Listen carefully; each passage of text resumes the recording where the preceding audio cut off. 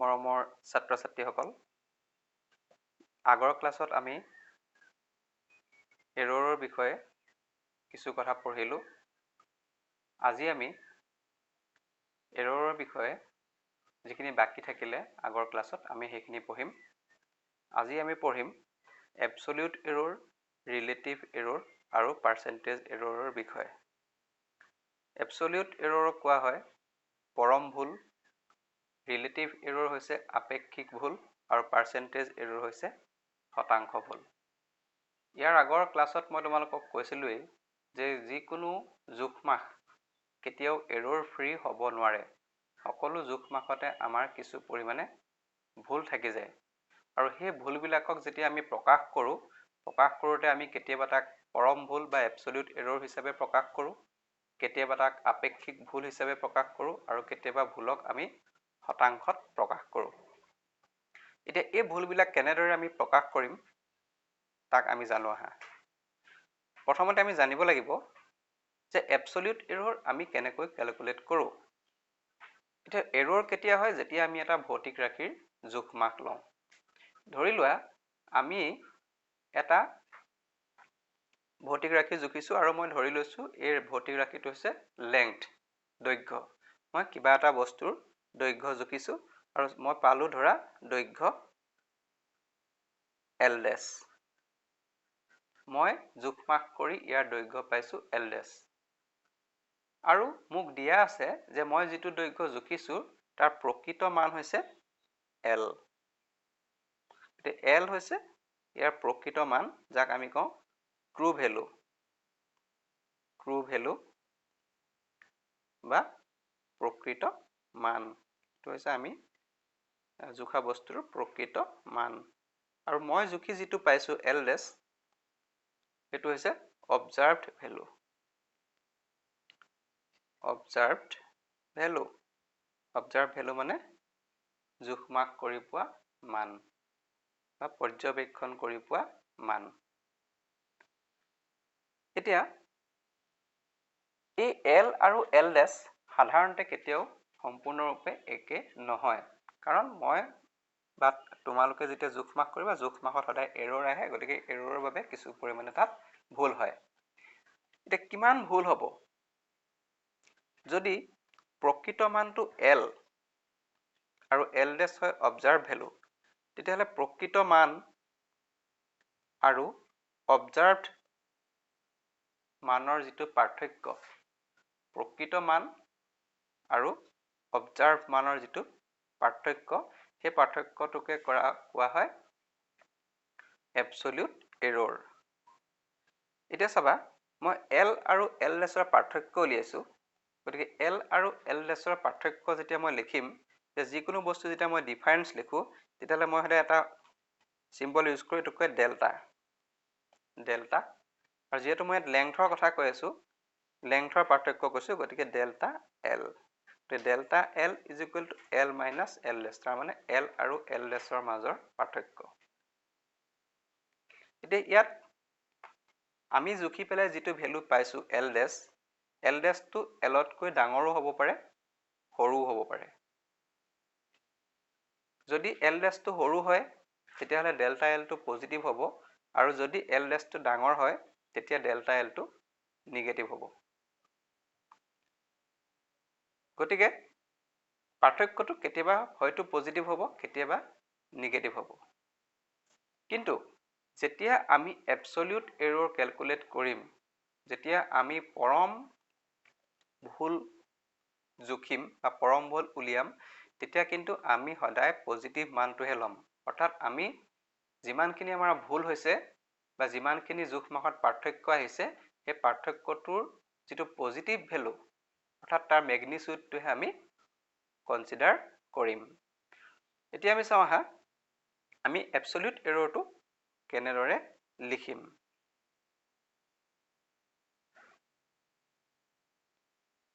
এবছলিউট error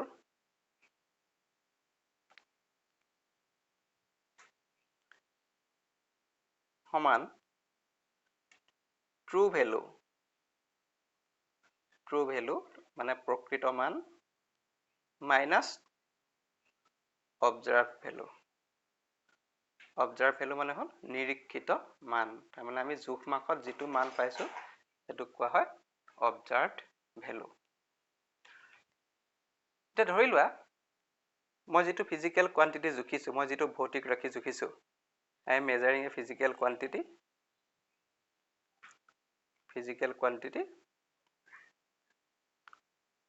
represented by A মই A নামৰ এটা ভৌতিক ৰাশি জুখিছো গতিকে এই জুখুতে হোৱা যেটো মোৰ absolute error হ'ব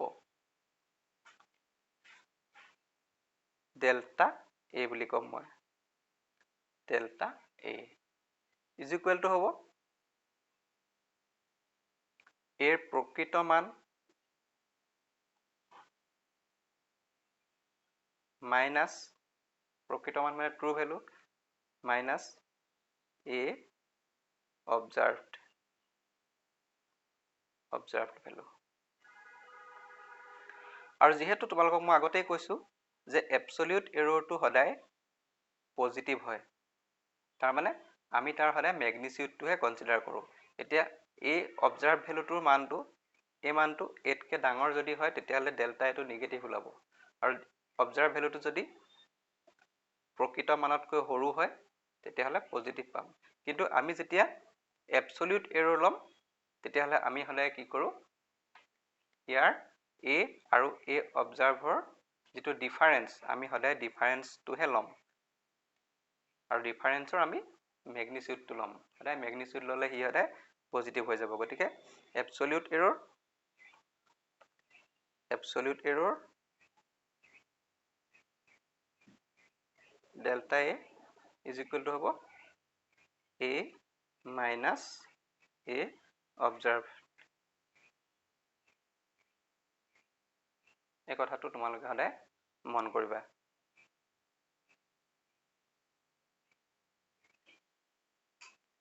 নেক্সট আমি পঢ়িম ৰিলেটিভ এৰৰ বা আপেক্ষিক ভুল যেতিয়া আমি absolute errorক তাৰ যেটো প্ৰকৃত মান true value তাৰ লগত আমি কম্পেয়াৰ কৰো when we compare absolute error with the true value then it is called relative error অৰ্থাৎ আপেক্ষিক ভুল উলিয়াবলৈ হলে আমি যেটো পৰম ভুল তাক আমি প্ৰকৃত মানে হৰণ কৰিব লাগিব সো আমি যেটো মান পাম relative error সমান হ'ব আমি absolute error পাইছিলো delta A আৰু প্ৰকৃত মান পাইছিলো A গতিকে delta A divided by A it is called relative error বা আপেক্ষিক ভুল এতিয়া আমি এটা নতুন কথা পঢ়িম যে ধৰি লোৱা আমাক প্ৰকৃত মানটো দি থোৱা নাই আমি কিবা এটা জোখ মাখ কৰিছো আৰু সেই জোখ মাখটোত আমাক যেটো প্ৰকৃত মান পাব লাগে আমি সেই মানটো দি থোৱা নাই তেতিয়া আমি এৰৰ কেনেকৈ ক্যালকুলেট কৰিম কাৰণ আমিতো নাজানো প্ৰকৃত মান কিমান আৰু আমি জুখি যেটো মান পাইছো তাৰ পাৰ্থক্যটো কিমান আমি নাজানো তেনেকুৱা ক্ষেত্ৰত কি কৰা হয় আমি নিজে প্ৰকৃত মানটো উলিয়াই ল'ব লগিয়া হয় আৰু প্ৰকৃত মানটো আমি কেনেদৰে উলিয়াম আমি কি কৰিম আমি যেটো এক্সপেৰিমেন্ট কৰিছো বা আমি যেটো জোখ মাখ কৰিছো সেই জোখ মাখটো আমি বাৰে বাৰে কৰিম আমি কেইবাবাৰো কৰিম আৰু কেইবাবাৰো কৰি পেলে আমি তাৰ এভাৰেজ ভ্যালু লম গড় মান লম আৰু গড় মান লোৱাৰ পিছত যেটো ভ্যালু আমি পাম সেই ভ্যালুটোকে আমি ট্ৰু ভ্যালু বা প্ৰকৃত মান হিচাপে আমি ধৰি লম এতিয়া ধৰি লোৱা যে আমি এটা ভৌতিক ৰাশি জোখ মাখ কৰিছো আৰু আমি জোখা ভৌতিক ৰাশিটো মই কৈছো A suppose A is the physical quantity we are going to measure এটা প্ৰথমতে মই যেতিয়া A মান জুখিছো যেতিয়া প্ৰথম মই এক্সপেৰিমেন্টটো কৰিছো মই যেতিয়া প্ৰথম পৰ্যবেক্ষণ কৰিছো তেতিয়া ধৰি লোৱা মই A মান পালো A1 নেক্সট মেজাৰমেন্টত মই ইয়াৰ মান পালো A2 নেক্সট পালো A3 এনেকৈ মই যদি কেবাটাও মেজাৰমেন্ট কৰো ধৰি লোৱা মই n টা মেজাৰমেন্ট কৰিছো তেতিয়া মই আপ টু an লৈকে মই মানবিলাক পাম কিন্তু ইয়াৰ অৰ্থটো এটো নহয় যে a1 a2 a3 বিলাক বেলেগ বেলেগ হ'ব কেতিয়াবা a1 a2 a3 কোনবা কিছুমান ভ্যালু তাত সেম হ'ব পাৰে এতিয়া মই যেহেতু বহুতবাৰ এক্সপেৰিমেন্টটো কৰিছো গতিকে মই ইয়াৰ মিন ভ্যালু উলিয়াম যেহেতু মোক প্ৰকৃত মানটো দি থোৱা নাই মই যেটো ফিজিক্যাল কোয়ান্টিটি a নামৰ যেটো ফিজিক্যাল কোয়ান্টিটি বা ভৌতিক ৰাশি জুখিছো ইয়াৰ প্ৰকৃত মানটো মোক দিয়া নাই গতিকে প্ৰকৃত মানটো মই নিজে ডিটাৰমাইন কৰি ল'ব লাগিব মই নিজে উলিয়াই ল'ব লাগিব গতিকে প্ৰকৃত মান মই কেনেকৈ উলিয়াম মই এই যে মেজাৰমেন্ট বিলাক ললো a1 a2 a3 up to an লৈকে ইয়াৰ মই মিন ভ্যালু উলিয়াম মিন ভ্যালু মানে গড় মান গতিকে গড় মান কেনেকৈ উলিয়াম a min is equal to a1 a2 a3 up to an divided by number of observations মই কেইটা observation কৰিলো n টা observation কৰিলো তে এই ভ্যালুটোৱে হ'ব mean value আৰু এই mean ভ্যালুটোকে আমি কি ভ্যালু হিচাপে ধৰিম we will consider this as true value আমি একে প্ৰকৃত মান হিচাপে আমি ধৰি লম এতিয়া আমি কি কৰিম যে প্ৰতিটো ইন্ডিভিজুৱেল মেজাৰমেন্টত কিমান এৰৰ হৈছে আমি এটো চাম আমি ট্ৰু ভ্যালুটো পাই গলো আমি মেজাৰমেন্টত বহুতবাৰ ললো গতিকে বহুতবাৰ লৈ পেলাই যেটো মিন ভ্যালু পালো হেতুকে আমি ট্ৰু ভ্যালু হিচাপে আমি কনসিডাৰ কৰি ললো এতিয়া যেহেতু প্ৰতিটো মেজাৰমেন্টত কিছু এৰৰ থাকে গতিকে প্ৰতিটো মেজাৰমেন্টত কিমান এবসলিউট এৰৰ হৈছে এবসলিউট এৰৰ ফৰ দা ইন্ডিভিজুৱেল মেজাৰমেন্টস কিমান হ'ব আমি এটো উলিয়াম absolute error in the individual measurements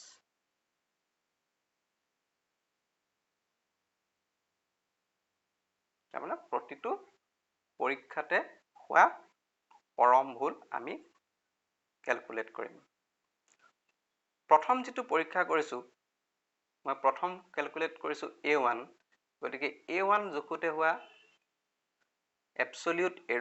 absolute error in the measurement of a1 is delta a1 প্ৰথম পৰীক্ষাটোত মই a1 পাইছিলো আৰু a1 যেতিয়া মই জুখিছো তেতিয়া হ'ব পৰা পৰম ভুল delta a1 is equal to পৰম ভুল কেনেকৈ উলিয়াম আমি প্ৰকৃত মানটো লম তাৰ a প্ৰকৃত মানটোক আমি কৈছো a min true value টা মানে মাইনাস আমি ক্যালকুলেট কৰি পাইছিলো a1 আৰু এবসলিউট এৰৰটো আমি হলে ম্যাগনিটিউড লওঁ গতিকে ইয়াত আমি ইয়াৰ ম্যাগনিটিউড ল'ব পাৰো তেনেকে যেটো দ্বিতীয় মেজাৰমেন্ট হ'ব আমি দ্বিতীয়বাৰ মেজাৰমেন্টত আমি a2 জুখিছিলো আমি যেটো মেজাৰ্ড ভ্যালু পাইছিলো আমি a2 বুলি কৈছিলো গতিকে a2 মেজাৰমেন্টত হোৱা এবসলিউট এৰৰ হ'ব a min minus a2 তেনেকে আপ টু আমি n লৈকে যাম n টাৰ্মস যেতিয়া আমি an জুখিছো n নম্বৰ মেজাৰমেন্ট কৰিছো তেতিয়া absolute error delta an is equal to a min minus an এনেকে up to n terms আমি যিমানটা মেজাৰমেন্ট কৰিছো প্ৰতিটো মেজাৰমেন্টলৈকে আমি absolute error বিলাক উলিয়াব পাৰিম এতিয়া আমি প্ৰতিটো মেজাৰমেন্টত হোৱা absolute error পাইছো কিন্তু আমি ওভাৰঅল এক্সপেৰিমেন্টত আমাৰ কিমান এৰৰ হৈছে গোটেই এক্সপেৰিমেন্টটো কৰোতে প্ৰতিবাৰ মেজাৰমেন্ট কৰোতে আমাৰ যেটো এভাৰেজ এৰৰ হেতু কিমান হ'ব তাৰ কাৰণে আমি কি কৰিব লাগিব ইয়াৰ এটা এভাৰেজ ভ্যালু উলিয়াব লাগিব গোটেই এক্সপেৰিমেন্টটো তাৰমানে আমি যেটো ভৌতিক ৰাশি জুখিছো আমিটো বাৰে বাৰে জুখি আছো গতিকে বাৰে বাৰে জুখোতে কেতিয়াবা আমাৰ ভুল বেছি হৈছে কেতিয়াবা ভুল কম হৈছে, গতিকে আমি কি উলিয়াম যে ইয়াৰ এৰৰটো এভাৰেজ এৰৰনো কিমান হৈছে, গড় ভুল কিমান হৈছে আমি সেইটো চাম। গতিকে এভাৰেজ এৰৰ আমি কেনেকৈ উলিয়াম, ডেল্টা এ আৰু ইয়াৰ আমি কি কৰিম, মিন ভেলু ল'ম। যিটো এবছলিউট এৰৰ আছিলে সেই এবছলিউট এৰৰবিলাকৰ আমি মিন ভেলু ল'ম। গতিকে মিন ল'লে আমি কি উলিয়াম, ডেল্টা প্ৰথমটোৰ কাৰণে আছিলে ডেল্টা A1, পিছৰটোৰ কাৰণে আছিলে ডেল্টা A2, এনেকৈ আমি যদি আমি এনটা মেজাৰমেণ্ট লৈছিলোঁ আমি আপ টু ডেল্টা AN লৈকে ল'ব লাগিব, divided by number of observation. আমি মুঠ কেইবাৰ জোখ মাকটো কৰিছিলোঁ, আমি মুঠ n বাৰ জোখ মাক কৰিছোঁ বুলি ধৰিছোঁ, গতিকে এইটো n। গতিকে ইয়াৰ পৰা আমি ডেল্টা A মিন, তাৰমানে আমাৰ মিন এবছলিউট এৰৰটো আমি ইয়াৰ পৰা কেলকুলেট কৰিব পাৰিম। এতিয়া যদি আমি কেলকুলেশ্যনবিলাক এনেকৈ কৰোঁ, যদি আমাক ট্ৰু ভেলুটো দিয়া নাথাকে, তেতিয়া আমি ৰিলেটিভ এৰৰটো কেনেকৈ লিখিম। এনেকুৱা ক্ষেত্ৰত ৰিলেটিভ এৰৰ হ'ব আপেক্ষিক ভুল, ৰিলেটিভ এৰৰ। ৰিলেটিভ এৰৰটো আমি নৰ্মেল যিটো ফৰ্মুলা আছিলে আমাৰ ফৰ্মুলাটো আমি লিখিছিলোঁ এবছলিউট এৰৰ ডিভাইডেড বাই ট্ৰু ভেলু। এতিয়া ইয়াত এবছলিউট আমি এৰৰবিলাকৰ আমি মিন ল'বলগীয়া হৈছে, গতিকে আমি লিখিম ডেল্টা এ মিন, মিন মানে গড়, ডিভাইডেড বাই ট্ৰু ভেলু। যিহেতু আমাক ট্ৰু ভেলুটো দিয়া নাছিলে, আমি এভাৰেজ ভেলু লৈ ট্ৰু ভেলু উলিয়াইছিলোঁ, গতিকে ইয়াত আমি এ নিলিখি এ মিন লিখিব লাগিব।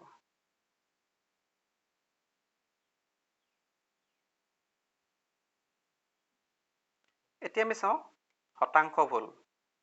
শতাংশ ভুলটো একো নাই, আমি ৰিলেটিভ এৰৰটোক যদি আমি শতাংশত প্ৰকাশ কৰোঁ এইটোকে কয় শতাংশ ভুল। গতিকে পাৰ্চেণ্টেজ এৰৰ শতাংশ ভুল is equal two relative error into 100%। Relative error into 100% কৰিলে আমি শতাংশ ভুল পাম। এতিয়া আমি এৰৰৰ সৈতে এটা এক্সপ্ৰেছন কেনেকৈ কৰিম, how we express a measured value with error, সেইটো তোমালোকক মই দেখুৱাম। এতিয়া ধৰি লোৱা তোমালোকে এটা এক্সপেৰিমেণ্ট কৰিছা, পৰীক্ষা কৰিছা, আৰু যিটো পৰীক্ষাত তোমালোকে মাধ্যাকৰ্ষণিক ত্বৰণ জিৰ মান উলিয়াইছা। আমি জানো যে মাধ্যাকৰ্ষণিক ত্বৰণ জিৰ মানটো হ'ল 9.8 মিটাৰ পাৰ ছেকেণ্ড স্কোৱাৰ, আৰু তোমালোকে এক্সপেৰিমেণ্ট কৰি পেলাই জিৰ মানটো কেলকুলেট কৰিছা suppose 9.6 metre per second square, অৰ্থাৎ আমি পাব লাগিছিলে 9.8 আৰু আমি এক্সপেৰিমেণ্ট কৰি পালোঁ 9.6। গতিকে এই ক্ষেত্ৰত আমাৰ এবছলিউট এৰৰ কিমান হ'ব, এবছলিউট এৰৰ ডেল্টা জি, আমি এক্সেলাৰেশ্যন ডিউ টু গ্ৰেভিটি জুখিছোঁ, গতিকে absolute error delta g is equal to true value 9.8 minus observed value 9.6 metre per second square. গতিকে আমাৰ এবছলিউট এৰৰ হ'ব 0.2 মিটাৰ পাৰ ছেকেণ্ড স্কোৱাৰ। এতিয়া আমি যেতিয়া প্ৰকাশ কৰিম, মই জিৰ মানটো যেতিয়া উইথ এৰৰ মই প্ৰকাশ কৰিম, তেতিয়া আমি কি কৰোঁ, ট্ৰু ভেলুৰ লগত এবছলিউট এৰৰৰ ভেলুটো আমি একেলগে লিখোঁ। আৰু ইয়াত যেতিয়া আমি এবছলিউট এৰৰ জুখিছোঁ, এবছলিউট এৰৰৰ মেক্সিমাম ভেলু হ'ব পাৰে 0.2 মিটাৰ পাৰ ছেকেণ্ড স্কোৱাৰ, আৰু এই ভেলুটো যদি পজিটিভ ভেলু হয় 0.2 মিটাৰ পাৰ ছেকেণ্ড স্কোৱাৰ হ'ব, আৰু যদি মাইনাছ হয় নিগেটিভ ভেলু হয় তেতিয়াহ'লে ই হ'ব -0.2 মিটাৰ পাৰ ছেকেণ্ড স্কোৱাৰ। তাৰমানে আমাৰ যিটো এবছলিউট এৰৰ উলিয়াইছোঁ, error may be positive or negative. তাৰমানে আমাৰ জিৰ ভেলুটো আমি যিটো অবজাৰ্ভ কৰি পাম, অবজাৰ্ভ কৰি পোৱা ভেলুটো একচুৱেল ভেলুতকৈ বাঢ়িবও পাৰে কমিবও পাৰে। যদি বাঢ়ে মেক্সিমাম কিমান বাঢ়িব? 0.2 মিটাৰ পাৰ ছেকেণ্ড স্কোৱাৰ। আৰু যদি কমে মেক্সিমাম কিমান কমিব? এৰৰ মেক্সিমাম কিমান হ'ব পাৰে? -0.2 মিটাৰ পাৰ ছেকেণ্ড স্কোৱাৰ। গতিকে যেতিয়া মই টোটেল যেতিয়া মই জিক প্ৰকাশ কৰিম, তেতিয়া মই জিটো লিখিম 9.8 ট্ৰু ভেলু প্লাছ মাইনাছ, কাৰণ মই যিটো অবজাৰ্ভ ভেলু পাইছোঁ সেইটো কেতিয়াবা মই বেছি পাব পাৰোঁ, কেতিয়াবা মই কম পাব পাৰোঁ। গতিকে মই plus minus 0.2 metre per second square. এনেকৈ আমি এটা জোখমাখক আমি উইথ এৰৰ ভুল হোৱা আমি তাক এক্সপ্ৰেছ কৰিব পাৰোঁ। আৰু কেতিয়াবা এই এনেকুৱা ধৰণৰ এনেকৈ আমি এক্সপ্ৰেছ কৰোঁতে আমি পাৰ্চেণ্টেজ এৰৰৰ সহায়তো প্ৰকাশ কৰোঁ। কেতিয়াবা এই টাৰ্মটো আমি পাৰ্চেণ্টেজ এৰৰত এক্সপ্ৰেছ কৰি দেখুৱাওঁ। গতিকে যদি তোমালোকে কেতিয়াবা পোৱা যে কেতিয়াবা কিছুমান এক্সপ্ৰেছনত পাৰ্চেণ্টেজ এৰৰ থাকিব পাৰে, গতিকে ইয়াত যদি পাৰ্চেণ্টেজ এৰৰটো দিয়ে তেতিয়াহ'লে আমি ইয়াক এনেকৈ এক্সপ্ৰেছ কৰিব লাগিব, g is equal to 9.8 plus minus, যেতিয়া পাৰ্চেণ্টেজ এৰৰ মানে হ'ল এবছলিউট এৰৰ ডিভাইডেড বাই ট্ৰু ভেলু। ইয়াত এইটো হৈছে এবছলিউট এৰৰ, এইখিনি হৈছে ইয়াত এবছলিউট এৰৰ, এই পাৰ্টটো হৈছে এবছলিউট এৰৰ। গতিকে এবছলিউট এৰৰৰ ভেলু হৈছে 0.2 ডিভাইডেড বাই ট্ৰু ভেলু হৈছে 9.8 into 100% metre per second square is equal to হ'ব 9.8 প্লাছ মাইনাছ 0. অলমষ্ট এইটো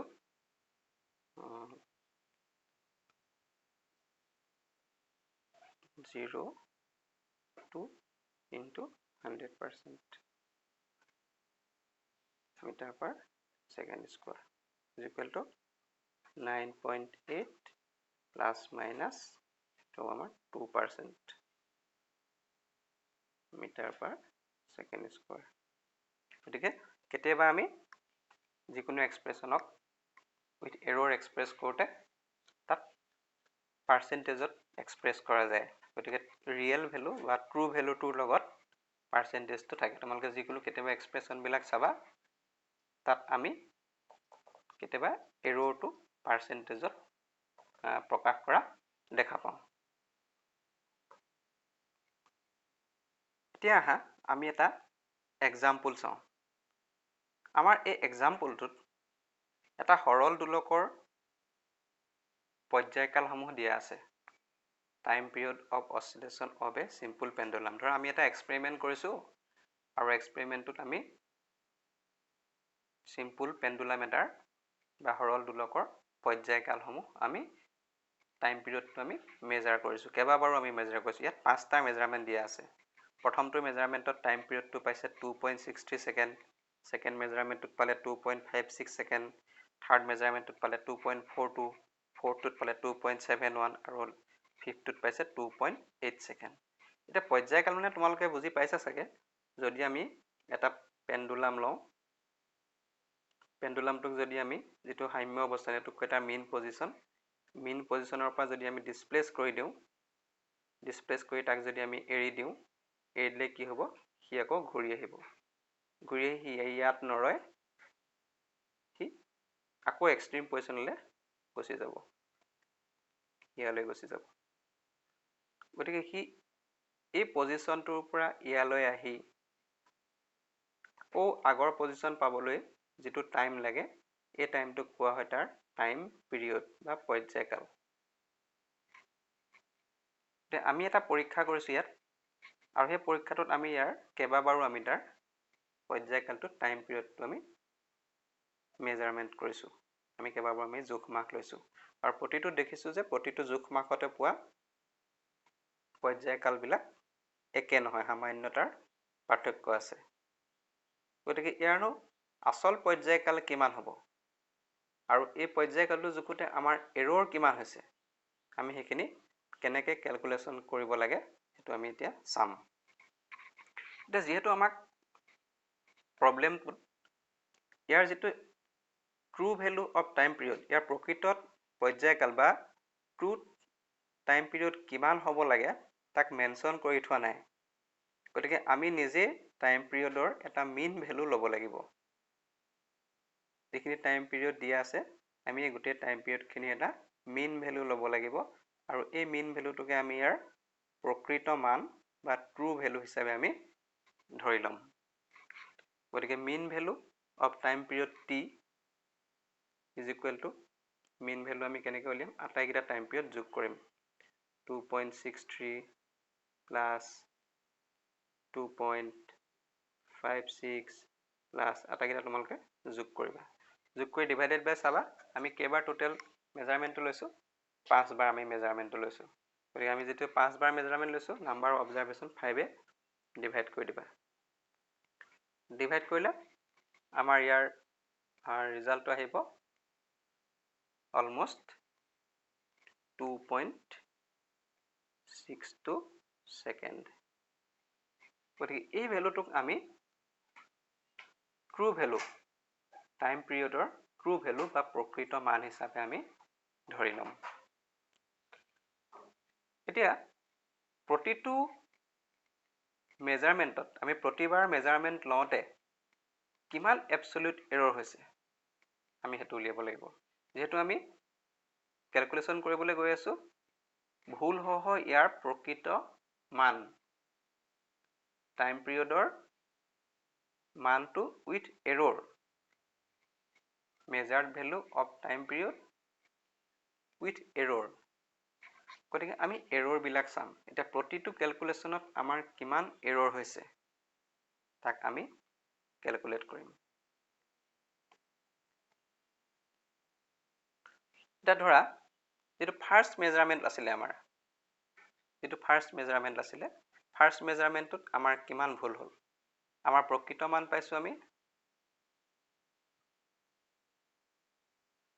delta T1 is equal to হ'ব, আমি মেইন ভেলু পালোঁ 2.62 মাইনাছ অবজাৰ্ভ ভেলুটো আমাৰ আছিলে 2.63। গতিকে আমাৰ যিটো ফাৰ্ষ্ট মেজাৰমেণ্ট আছিলে তাৰ এবছলিউট এৰৰ ভেলুটো হ'ব 0.01 ছেকেণ্ড। এনেকৈ নেক্সট মেজাৰমেণ্টটোত এবছলিউট এৰৰ হ'ব 2.62 মাইনাছ 2.56 ইজ ইকুৱেল টু হ'ব 0.06 ছেকেণ্ড। ডেল্টা T3 থাৰ্ড মেজাৰমেণ্টটোত আমাৰ যিটো এবছলিউট এৰৰ হৈছে সেইটো হ'ব 2.62 minus 2.42 is equal two 0.2 second. Delta T4 is equal two 2.62 minus 2.71 is equal to 0.09 second. আৰু আমাৰ যিটো লাষ্ট মেজাৰমেণ্ট আছিলে তাত এৰৰ হ'ব 2.62 মাইনাছ 2.8 is equal to 0.18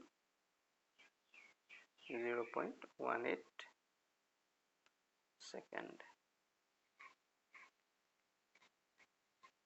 আমি আটাইকেইটা absolute error পাই গলো গতিকে absolute error mean value of the absolute error delta t year mean value তাৰমানে গড় মান is equal to ওলাব delta t1 plus delta t2 plus delta t3 plus delta t4 plus delta t5 divided by 5 আৰু তোমালোকে এটো calculation কৰিলে পাবা it is 0.11 second 0.11 second গতিকে absolute error mean value that means mean absolute error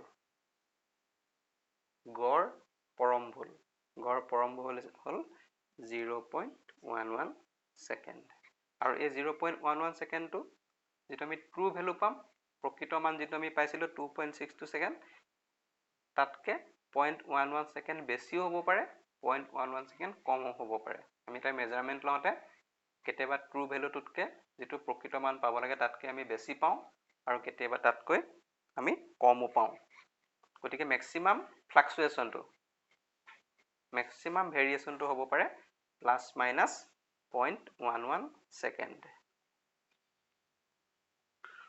so ami time period to jeta likhim with error ami likhim 2.62 plus minus 0.11 second 0.11 second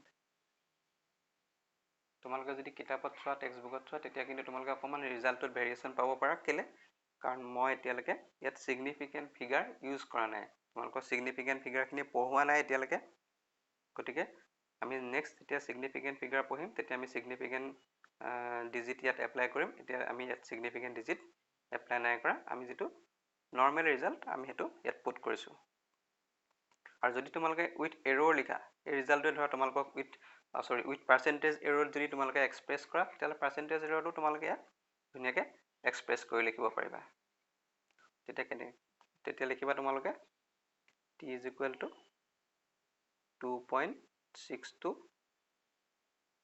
plus minus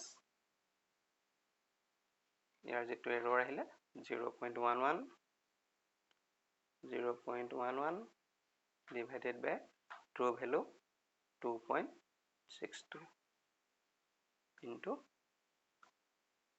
100%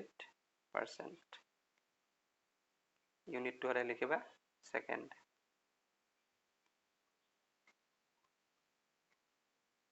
to get almost 4% man hobo 2.62 plus minus my approximation loisu 4%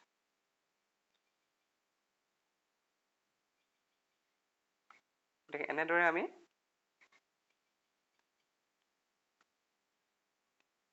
যিকোনো measurement এটা with error আমি express কৰিব পাৰো so this is the way we can express any measurement with errors